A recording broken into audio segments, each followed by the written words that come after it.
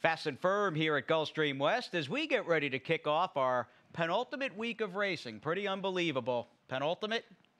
Week before. Yeah, very good, my friend. I saw, a little, glimpse in your eye there. No, I didn't realize it's only 2 weeks left. Crazy when you think about it. Yeah. I mean, we are really in the home stretch of this autumn racing season at Gulfstream West, and obviously Ron Nicoletti with the expansive vocabulary, Jason Blewett alongside. And as we start things out, was just thinking, Ronnie, during the national anthem playing before our show, that well, one of the members of the greatest generation, the one and only Jerry Bozzo, unfortunately, we got the word late yesterday, had passed away at the age of 98. 98 years old, and Jerry and I go back many, many years, and just one of the good guys at the racetrack. So always loved him, and always, as you know, you hear us every time he pat a horse. Somewhere on my ticket, I picked him, whether he had a shot or not, because I just loved him so much. So Jerry Bozzo, rest in peace. Yeah, rest in peace for sure. And we thought in fitting tribute to Jerry, who was a World War II veteran,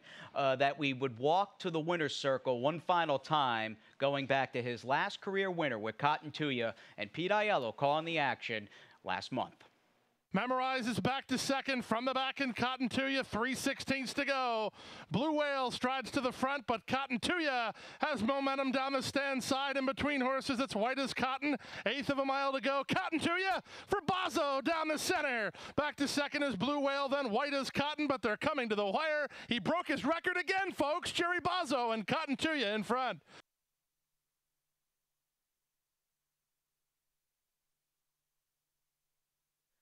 Legendary. What a life. World War II vet, sold a bottling company in Pennsylvania back in the late 60s, and then started breeding and owning and trading thoroughbreds. And here we are. And boy, you and me both, he would see us. He loved to break our shoes, didn't he? He always picked on me, which I loved about him, and I remember him from years and years ago, even at Hialeah, and he's always had, gave me a smile, and I didn't even know what I was doing back then years ago at the racetrack, and he would always help me out as a good guy. So I just saw him. We saw him in the winner's circle just after that race, so he actually made it to the track to watch his last winner. Boy, and I think about it, 98 years old.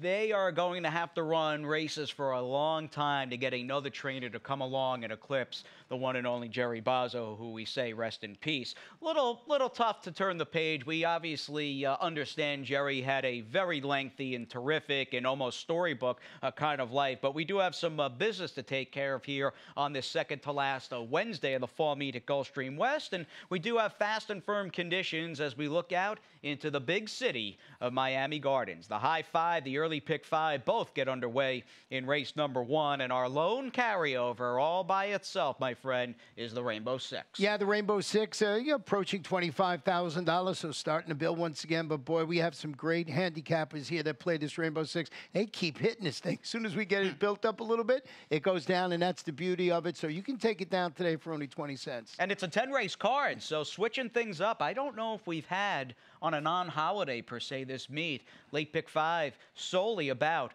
race number 6 and on, but I don't know if we've had too many 10-race weekday cards, but you can see over the next few days, I mean, this is starting to turn into sort of a fitting appetizer to the action over at Gulfstream once we get back over to the big track in early December. Yeah, this is the last chance for a lot of these horses to get that win, before we ship over to Gulfstream Park and the championship meet starts. So we'll see those entries filling it like it's something new, right? We've had the hugest fields I've seen ever in South Florida. And even Jorge Navarro back in town. He's got a horse coming up a bit later on. I think it's the 9th race today, a recent claim for Imaginary Stables, who we'll talk about in a little while. But we got to pick apart this early pick 5. And early pick 5, that begins in about an hour's time, 12:35, give or take, and a sequence, in fact, Ronnie, that I have $18 worth of spreading in. A couple of key scratches. I lost my top pick in not only race number 1 with Suzykin, I also, like many, lost my top pick in the second of the number 3 Jamaican, who probably would have been around 1 to 5. Yeah, he was the big favorite in that race, so I moved the one horse, Summer Duck, up into my top spot. All right, Ronnie's with the 5 Pudding. In race number 3, I've got my single, the number 2, who's very logical, and Sir Sensical. Moving on to the 4th, the 2-horse spread, and we wrap things up with the 2, 3, and 10. in race number 5, a filly mare turf claimer. That is actually a pretty good race. I found that to be a pretty challenging puzzle, although I look down and you and I have our same 3 top picks, if you will, boxed up. Yeah, well, those are the logical ones. That doesn't mean they're going to win, but we'll see how it goes. They are the logical contenders in that 5th race, the final leg of the early pick 5 and the start of the Rainbow Six. So we have a field of 7 2-year-old fillies, and there's just something nice about starting a new week and specifically a new day of racing when not only is the weather good, but we also have a turf race to roll ahead with in the first, and that'll be the case at 7.5 furlongs. Again, I had liked the 6 Susiekin, moot point with her out of the race. The one they've got to beat is your top pick, though, and you may get a little more, I hope, than 3 to 5. But it is adorable Aida, who is a mouthful, and Jason Bean, by the way, calling for Pete Aiello today. So he does have a little bit of a tongue twister here in race 1 for Steve Dwoskin. Visually, though, she was awesome last time out. Yeah, and with the scratch of Susiekin, like I said, she's the one to beat. Stepping up to face winners, she responded in her first outing on the turf. Really impressive, running a victory at this level, at this distance, not at this level, of course. Steve Dwoskin, Miguel Vasquez in the saddle this afternoon. The 5 Too Much War does have a very tan, rested, and ready, as we like to say, Paco Lopez. Paco, who was last in action, winning 5 stakes here Saturday afternoon. He'll be riding a stake-face filly for Armando de Lacerda, who hasn't run all that fast. But she won her first, looked good doing it, and then it was on to the stakes company. This spot is a little more like it. Yeah, I mean, with the drop down, certainly figures right to be there at the wire. I used its lucky charm on my ticket. Is stretching out to 7 on the turf. Grad blinkers this afternoon. Returned from a layoff, come within 3/4 of a length of defeating those 16 sprinters on the dirt. We're going to show you a stat with Mr. Ed Plesa Jr. The horse is going from dirt to turf. 2-year-olds, 4 for 34, 12%, 41% in the money, but a positive return of investment. Just a horse that, as I mentioned, Susiekin on top of my ticket, I moved everybody up. Yep, no doubt about that. Let's move on to race number 2. We've got a couple of key scratches, and that leaves us, in fact, with a 5-horse field as we head to the main track for the first time on week number 7 here at GPW. We got some 2-year-old $50,000 maiden claimers, a couple of defections, none more important or felt more than the number 3 Jamaican. However, with the scratches in this race, Ronnie, I am still very pleased to see and to say that the 4 Heated Element is the one going out the first for Jenna Antonucci. Did you happen to look at the pedigree on this horse? No, yeah, I saw that you were going to talk about the pedigree, that the dam is Extra Heat, a horse I remember. From you remember her, though, yeah, right? I do remember her. I don't think she ran too much here in South Florida, up north, Laurel, and those places, but she was fast. 26 of 35. Yikes. She's in the Hall of Fame. She was a champion 3-year-old filly in 2001, and here she is with Dave Robin at the mic, the great Extra Heat, making her final career start in the 03 Barbara Fritchie. Left on the inside, just needs to get through down there, running 4th and 3 off the lead, but Extra Heat spurts away 3/16 out in the Fritchie. Kimberlata running stoutly on the inside, trying to capture 2nd from Prize Stamp, followed by Gold Mover, 1/8 of a mile to go. Extra Heat put to pressure, driving 3.5 lengths with a 16th to come now from Kimberlata and Prize Stamp and Gold Mover. They can't beat the heat. Extra Heat, she wins it by 2.5 in 1:22 and 3. She had the speed. She was very dainty and very demure. She was not a big, imposing filly in the physical department. I'm hoping she's got a bit of a runner here, and a runner that they're being realistic with in the 4 Heated Element, who they paid $54 back in April, debuting for that claim tag this afternoon for Gallo Stables at Edgar Zayas. Yeah, Edgar Zayas in the saddle this afternoon. One of the horses I do have on my ticket, especially as you mentioned with the big scratch of Jamaican in there. I did scratch into the number 1 Summer Duck, who's shifting his focus to the main track today. After encountering some trouble at the start, he finished, sightseeing 6th against maiden specialweight competition on sprinting on the turf. Want to show you a stat with Dane Kabisky with his 2-year-olds going from maiden specialweight to maiden claimers on the dirt. He's 3 for 16. He's 19%. He's in the money 63% of the time, and he's got a $2.53 return of investment. And I think Heated Element, Summer Duck, they might be the logical 2 in here with the huge scratch in race number 2. All right, Roddy, let's move on to the 3rd. We keep it short. We stay sprinting on the dirt. Moving on to these 3-and-up maiden specialweight horses at a purse of $47,000. Sir Senesco is a horse that I like quite a bit. I singled him in that aforementioned early pick 5, and here he is last time out. I know he was even money, but he did everything right but win this race for trainer Oscar Gonzalez. Here he is in the white cap, tipping out 3 wide. Got a great trip. Got a great ride. I really can't come up with a major excuse, per se, with this horse, who did get a good setup. But as I sized up the competition, he's the local horse who's got experience over GPW.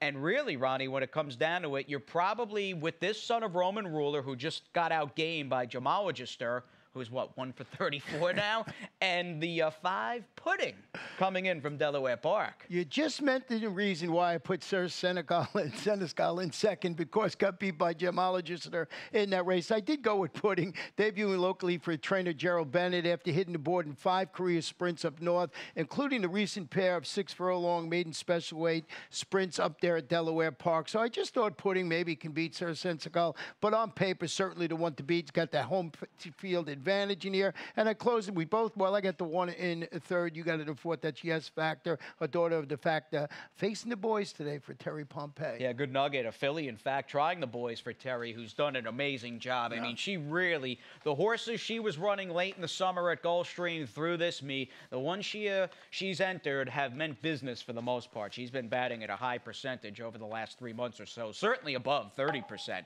Moving on to the fourth, we are out to 2 turns here on the dirt. We'll go the mile. We have this 2 lifetime 3-and-up filly mare claimer, and this does, whether you're with the 1 brunette who's coming in from all places, Belterra Park for Dane Kabisky, or the 7 Zarabanda. This looks, come on, dude. This is a 2-horse race, right? Yeah, Brunette is dropping to this level, the 6,250 level on the dirt after with the speed needed. I just thought she was the lone speed in here. Dane Kabisky, Embassy Al Jaramillo. You know, Zarabanda 1 for 19. I see Brunette as the speed of the speed in that race. Yeah, big scratch of the 8 Pleasant Buffy may just put the ball firmly, we hope, in the court, or in the hooves, that is, of the 1 Brunette. As we take a little time out, we'll chase the green, in fact, after the break, and the gold with Ronnie's Rainbow 6.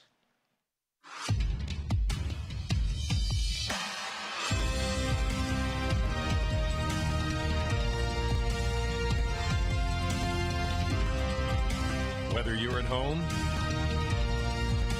or at the track, have a stake in the race when you bet with ExpressBet. Sign up for an ExpressBet online betting account and receive up to a $500 sign-up bonus.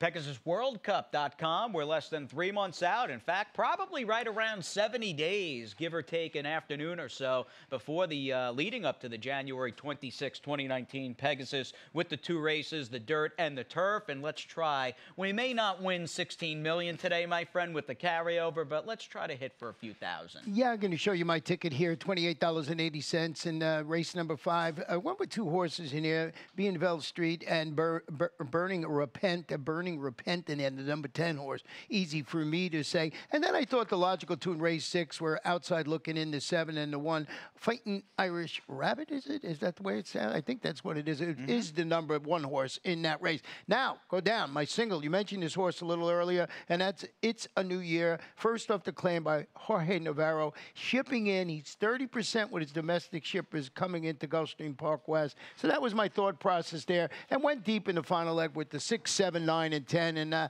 let's see if we can get Mr. Navarro on the in the win column today with the number 5 in race 9. I like that horse too. I don't think you're going to get anywhere near the 8-1 that horse is on the morning line. No, people are going to say that. I think that, you know what? Double check your program. I could have sworn I saw 8-1 on the 5. It's a New Year in today's 9th race when I was getting prepped for the card once again. Yeah, 8-1. I don't know about that there. First time Navarro. But anyway, that is coming up in the 9th. Race number 5, meanwhile, is very much a sort of 3-horse trifecta box between Ronnie and myself, and 3 main players. Don't get me wrong, as we start the rainbow on the turf with the 2 Bienville Street, Crystal Avalanche, who I like, who's got to win one of these tough tough decisions one of these days.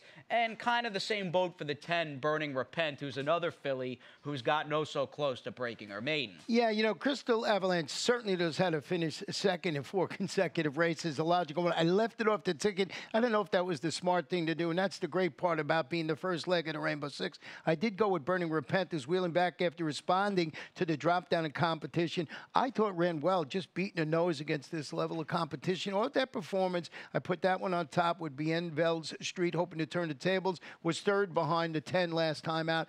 Those are the logical 3 in that race, even though it's not as easy as it says 1, 2, 3, if you want to say. Well, the odd thing is, or at least, I don't know if it's irony, but what may complicate matters is, all right, Bienville Street, Crystal Avalanche, and Burning Repent have consistently run the best, but with that, they've also piled up one loss after another, and there are some more lightly raced or lighter raced horses in the 5th who are going to be bigger prices. So, Ronnie, your point is definitely well taken. As we have put 5 away, we've got 5 coming up. Here's Wednesday's late pick 5 that gets underway with race number 6 as we are back out to 2 turns on the dirt. And I like that Navarro horse. Didn't single that horse in race number 9. I've also got some coverage there with the 3 Rupp, who is who he is, but I think he's improved a bit, and he can stay the distance, and he's also faced some serious competition. I would argue he's coming out of some better races against better horses, but I am most anxious to see what It's a New Year can do this afternoon for Jorge Navarro,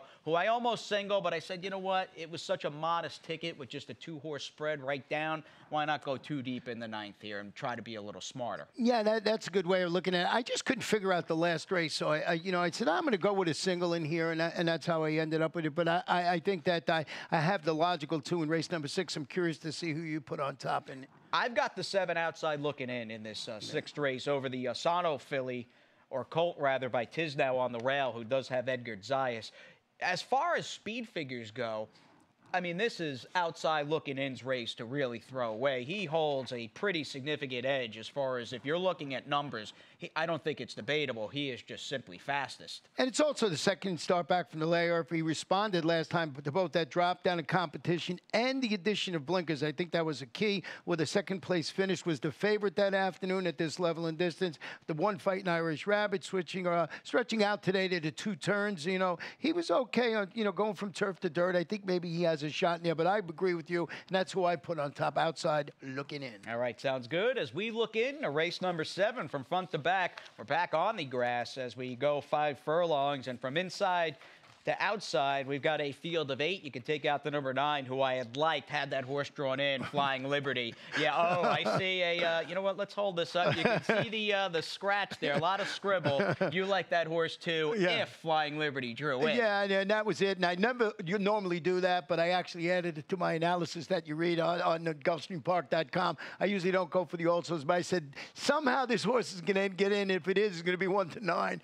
So I put it on there, but that horse was scratched, and I scratched into the 8 Warpipe. And Iron Throne is a logical contender in there, too. Yes, who's got some speed, a good trainer who's done a good job at picking his spots this meet. It seems like the season here in Miami Gardens, where the racing, let's be honest, not at times as tough per se. You don't have the big Northeast outfits in the mix, and I think Eduardo Espera has done a good job at really maximizing the stock that he has led over from Gulfstream Park, or in this case, a little south from Palm Meadows. Ronnie and I in the same zip code in the 7th. Here we go with race number 8, and boy, this is like a 2-turn dirt affair here as we stay at a mile, my friend. The next couple of races both go around 2 turns and 8 furlongs as we have these 2-year-old $12,500 maiden claimers in Wednesday's 8th race. Couple of scratches leave us with a field of 9, and very much a case where you like the number 5 horse in Perfect Beam, who I would argue of the ones that have raced more than once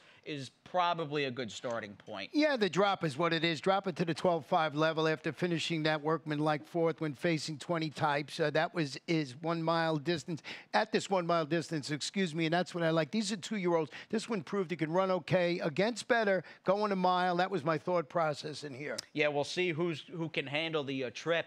Needless to say, say, a demanding situation going in, and you just have horses, for the most part, who have either shown nothing, sprinting, or every now and then you've had one like Perfect Beam, who's already gotten that mile race under his belt, who was beaten almost 16 lengths. The 8-star player is my kind of horse, though. Good trainer. And I'll tell you, as this horse takes the big drop, I was pretty impressed with the win and the ride J.L. Samuel rode for Safi on Sunday. I mean, I looked down thinking maybe I had missed a rider change. I mean, he looked very polished. And you're absolutely right. I was doing Friday's card today, and he's on another horse for him. And your first thought process is, wait a minute. Then I remembered that ride Sunday, so I used that horse, on top of my ticket, just because I thought that guy ran pretty, the jock ran very nice. You could see he knew how to ride, put it that way. Oftentimes there's a difference between guys that ride a lot and at times win a lot versus guys that just don't get a lot of opportunity. He looked like a pretty polished journeyman there, so he will not scare me away on the 8-star player,